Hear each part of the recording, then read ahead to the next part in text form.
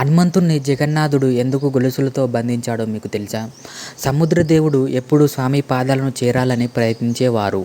అలా సముద్రదేవుడు చేస్తున్న ప్రయత్నంలో సముద్రం ప్రతిసారి ఉప్పొంగి పూరీ నగరం సముద్రం అలలతో ముంచేసేది.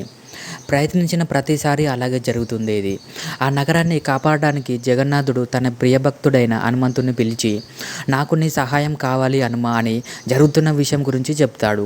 నువ్వు ఇక్కడ సముద్ర తీరాన ఉండి నగరాన్ని కాపాడాలి అని చెబుతాడు జగన్నాథుడు. అలా హనుమంతుడు సముద్ర తీరాన కాపలా కాస్తుంటాడు.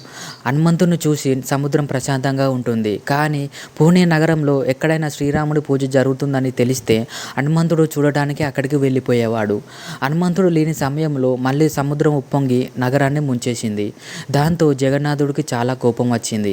హనుమంతుడితో ఇలా అంటాడు, హనుమ, నిన్ను ఇప్పుడు ఎవరూ ఆపలేరు.